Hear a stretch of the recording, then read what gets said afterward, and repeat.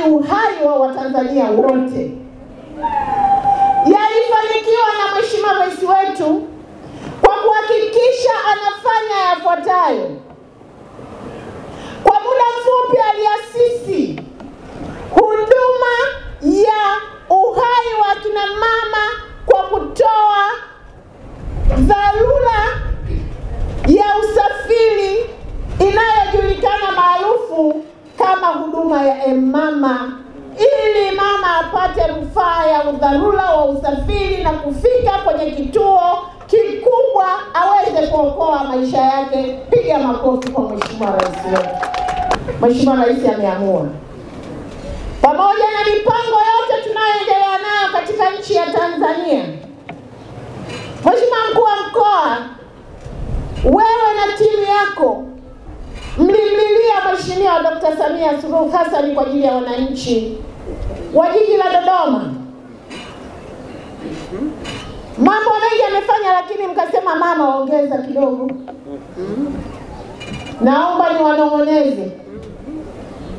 Naomba niwanong'oneze wana Dodoma. Naomba niwanong'oneze jiji la Dodoma. Mheshimiwa Rais ameamua kutoa tena zaidi hapo bilioni 7 kukarabati upya kituo chetu cha afya Makole. Na ukarabati huo utajikita pia kwenye eneo la uzazi, kuwa na mahala salama kwa ajili ya kina mama kuweza kujifungua salama. Kazi hiyo ni ngumu, lakini inahitaji mahali pazuri. Japo ni chungu, lakini mahali pakiwa pazuri uchungu unapungua. Akina mama hapo vipi? Bilioni 7 zitakuja Makole. Kazi iendelee. Ukarabati ufanyike. Tuendelee kufyatua salama.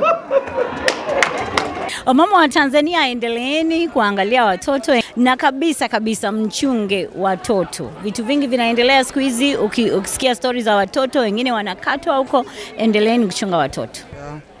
Kwa jina naitwa Maua Juma Mbaruku. Kwa kweli leo nimefarijika sana na nimekuwa na furaha sana baada ya kuhudhuria katika tukio leo la ugawaji wa vifaa kwa ajili ya kina mama pamoja na watoto.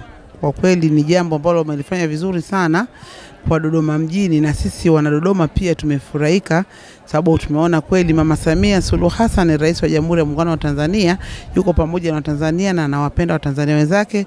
Pia nimefurahi sana kusikia kuna uwekezaji wa hiki kiwanda ambacho kitakuwa kinatengeneza taulo katika mkoa wetu wa Dodoma na kuisaidia Tanzania pia ionekane ina mapana marefu ya mambo ya biashara na pia uwekezaji wazuri katika mkoa wetu.